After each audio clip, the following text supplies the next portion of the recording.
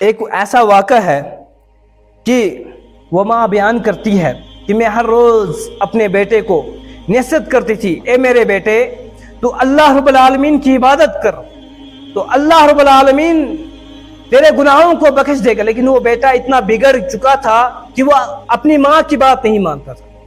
اس نے جس طرح سے ہمارے معاشرے میں آج بھی ماں باپ جب تنگ آ جاتے ہیں تو فلانی محلے کے امام سے کہتے ہیں شاید آپ کی بات کو مان جائے میرا بیٹا، اس کو نصیحت کیجئے۔ وہ بیٹا بھی ان کی ماں باپ کی بات نہیں مانتا تھا، لوگوں کی بات بھی نہیں مانتا تھا، اتنا وہ بگڑ چکا تھا۔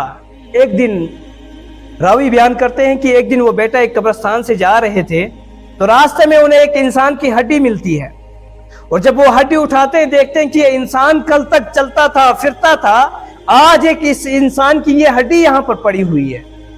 تو گویا کہ انسان کا مقام کچھ نہیں ہے۔ وہ گھر میں آ کر کہتا ہے اپنی ماں سے، اے ماں، جو اپنے مالک سے غلام بھاگ جائے تو اس کے ساتھ کیا کیا جائے؟ ماں کہتی ہے بیٹا کیوں، ایسا کیا ہوا؟ کوئی ماں رحم دل ہوتی ہے۔ اللہ رب العالمین نے اس لیے اپنے بعد کس کا درجہ دیا؟ ماں باپ کا درجہ دیا۔ کیوں؟ ماں کے اندر بھی رحم ہوتا ہے، باپ کے اندر بھی رحم ہوتا ہے۔ چاہے بیٹا لاکھوں گالیاں باپ کو نکالے لیکن پھر بھی باپ اسے معاف کر دیتا ہے، اسے درگزر کر دیتا ہے، پھر بھی اپنے پاس رکھتا ہے۔ وہی اللہ رب العالمین ہے، تم جتنے بھی گناہ کرو ایک توبہ کرو، اللہ رب العالمین تمہاری توبہ کو قبول کرے گا۔ جتنے بھی گناہ کرو، دنیا بھر کے گناہ کرو، ایک توبہ کرو، اللہ رب العالمین تمہارے گناہوں کو معاف فرمائے گا۔ وہ ماں بھی بیٹا تھا، کہا بیٹا کیا ہوا؟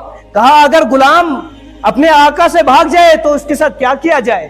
کہا اسے وہ اپنا مالک کسی کھمبے کی طرف باندھ دے گا، کپڑے پھٹے دے گا، حقیقی مالک سے بھاگ چکا تھا، میں بھی اللہ رب العالمین کی عبادت نہیں کرتا تھا، مجھے بھی کھمبے کی طرف باندھ دیجئے، مجھے بھی وہی بدبودار کھانا دیجئے، باسا کھانا دیجئے تاکہ میں اللہ رب العالمین کی عبادت کر سکوں۔ آج ہم اپنے گھروں میں نمازوں کو پڑھتے ہیں، مسجدوں میں اذان بھی آتی ہے، حی علی الصلاۃ حی علی الفلاح کی آوازیں گونجتی ہیں۔ اگر کسی مؤذن نے 2 اذانیں دے دی ایک وقت میں، یقین جانیے پورا محلہ دوڑ کر آئے گا مسجد میں اور امام سب سے لڑائی کرے گا کہ آپ نے 2 اذانیں کیوں دی، ہے نا؟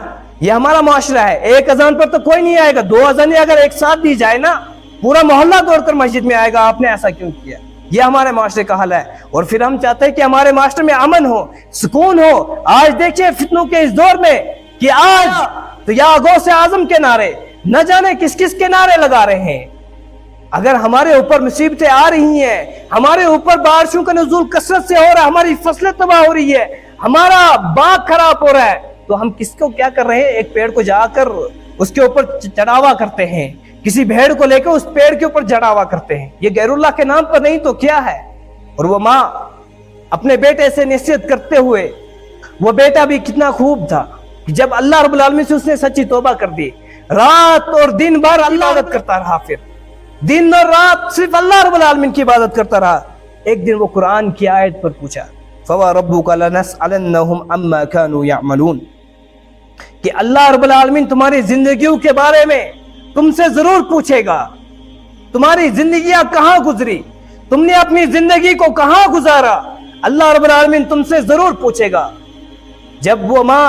جب وہ بیٹا اس آیت کو پڑھتا ہے رونے لگ جاتا ہے، زور زور سے چیخنے لگ جاتا ہے، اس کی آنکھوں سے آنسو گر رہے ہوتے ہیں۔ ماں چلتے دوڑ کر آتی ہے، کہتی ہے بیٹا کیا ہوا؟